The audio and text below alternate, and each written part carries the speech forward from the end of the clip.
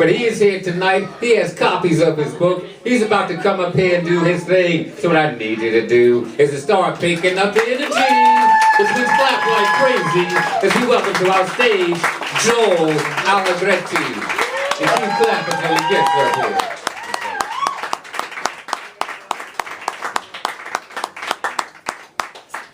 Thanks, Nathan. Thanks for that generous intro. I wrote it.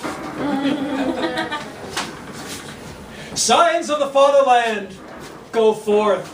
The day of glory has arrived. See it raised against us, tyranny's blood-drenched banner. Hear the bellowing in the countryside.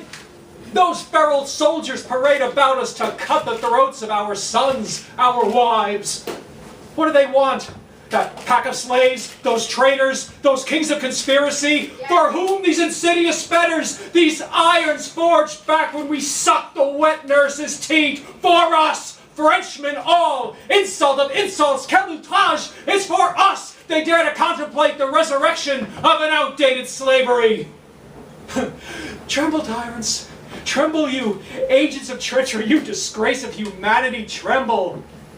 Your schemes of parricide are bound at last for their just reward. Every man, woman, and child is conscripted, united against you. To arms, my citizens! That was my own translation of some verses from the Marseillaise. And believe me, I took liberties with that translation. This next poem was inspired by a trip I took in 2008 to, my cousin and her husband have a house in Vermont. And being from this area, I saw something up there that I hadn't seen in years. Stars. Due north.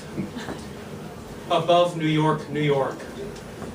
The stars cower from our bullying urban illuminations, the elbow in the ribs, neons and fluorescents, raucous and ornery like a blast of Ramones guitar chords, as if we are telling them, get lost, go back to your dairy farm sky, we know how to make our own night shine. Above Wilmington, Vermont, the clouds wander like trills from a hand-carved flute. The Big Dipper is clear, fine, immense, as welcome and reaching as the Christ's embrace. I am still here, it seems to be saying. I have been watching you.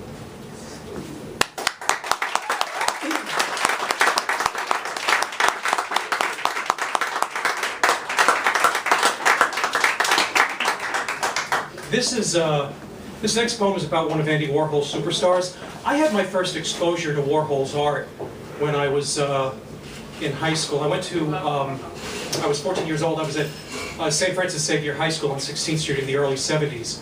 For the younger people in the audience, do you understand what I mean by the 70s? Yeah, we got you. Now, my freshman art teacher took a class on a field trip to MoMA. I'd never been there before. Now, you have to understand, I was an Italian-American kid from central New Jersey. Whatever I knew about art, I got from my parents. To me, art was Da Vinci. So I was bopping through the rooms, and there was one of Warhol's Brillo soapboxes. I thought it was a bench. I sat on it. I'll bet Warhol would have approved. Oh, Viva, look what he's doing. Oh, we have to put him in a movie. Epitaph, Edie Sedgwick, and I begin with an epigraph. Everyone knew she was the real heroine of Blonde on Blonde. That's Patti Smith. I, the neon silkscreen, the electric love song, C21, H23, N05 on a celluloid spool, comet tails draw the letters of my name, and all is silver, for I shine like silver, am silver, a million minnows in the shallows refracting a sunbeam. We are here not to be, but to do, and what I do is shine. My light, more than the moon's, bites into darkness as if it were a tea cake. Skylines, New York, Paris, dull before me, for I shine like silver, am silver, and so will I shine forever.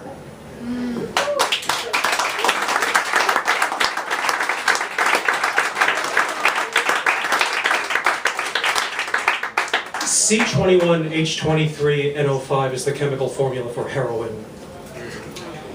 This next poem is about my favorite Batman villain. Let's face it, we all have one. Whoever says no, you lie. Where have I heard that before? The Riddler. Yeah. Okay. I am a Talmudic scholar in neon avocado, a TBI green monkey engaged in a life of what does, who is, when are, how do you. Riddle me this, what is the difference between a tarantula and a horseshoe crab? Answer, H2O and sodium chloride. I have the mind for plain geometry, but the mind crankish little devil gives preferential treatment to a great big punctuation mark that punctuates an interrogatory sentence. I have an affinity for special sentences, e.g. 5 to 10 with time off for good behavior. The same mind can cogitate in metrical feet, but the puzzle beats the pantoum every time. The puckish gray matter under my fedora gets its chuckles in a war of the wits with a wall-climbing vigilante who celebrates Halloween 365 days a year. Ecce chiroptera homo. Okay, some notes. Ecce chiroptera homo. Chiroptera is the class of mammals that comprises bats. Ecce chiroptera homo, behold the Batman.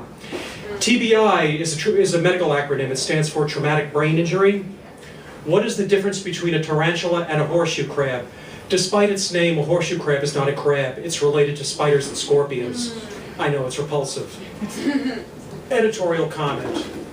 Forget Jim Carrey. As far as I'm concerned, there's one Riddler. Frank Gorshin. Yeah. Yeah, Frank Gorshin. Yeah. All right. Nathan mentioned my chapbook Thrum. It's a collection of prose poems and brief poetic essays on musical instruments, specifically chordophones, instruments whose sound is produced by the vibration of a string. Mandolin. You are the runt of the lute's litter.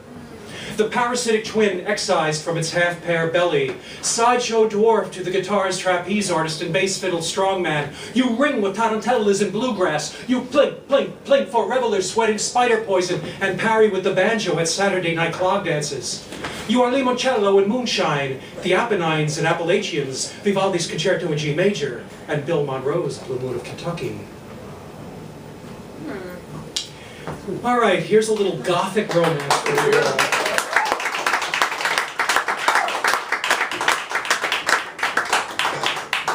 For all the gothic types in the audience. The Italian, who met her on the outskirts of Trieste, on a holy night of madness outside the seaport of Trieste, the feast of Saint Anselmo, high-born martyr Anselmo, who declined to defile a splinter of the true cross, and whose flesh by the hell-bound was flayed and fed to his own ravenous hounds. She had come from Kern to the outskirts of Trieste, and fell upon the night of madness of circle dancers and the pluck of mandolins, when the strings of a ballad singer's guitar could sap the stars of all their fire, the stars in confetti splendor over the outskirts of Trieste. He spied her from the courtyard shadows, an Italian of lordly bearing. They met outside the catacombs, amid the circle dancers and the pluck of mandolins. She in her peacock feathers and veils, he in a red cape concealed behind a paper mask, on this sanctioned night of madness there outside the seaport of Trieste. He, the Italian of lordly bearing, who met her at the martyr's feast, led her from the circle dancers and the pluck of mandolins. She in her peacock feathers and veils, her blood so wine-infused, followed him through the catacomb door on this inspired night of madness in that provincial town on the outskirts of Trieste. He drew her down those dismal hallways of the dead and blessed. She who had come from Kern shed her feathers and veils, shed them for the Italian of lordly bearing, concealed behind a paper mask.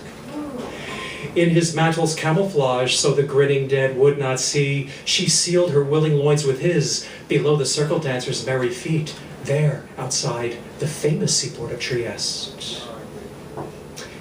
In the repentant morning, the morning after the memorable night of madness, she wakened to the sounding of godly bells. She gathered the peacock feathers and veils and kissed the mask which masked the Italian's face.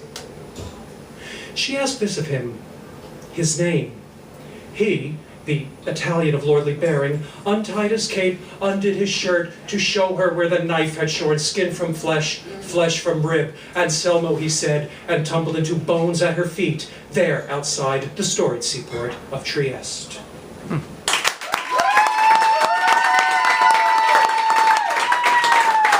Okay, I'm going to wrap it up. Thank you all. Thank you, Mike. Thank you, Nathan.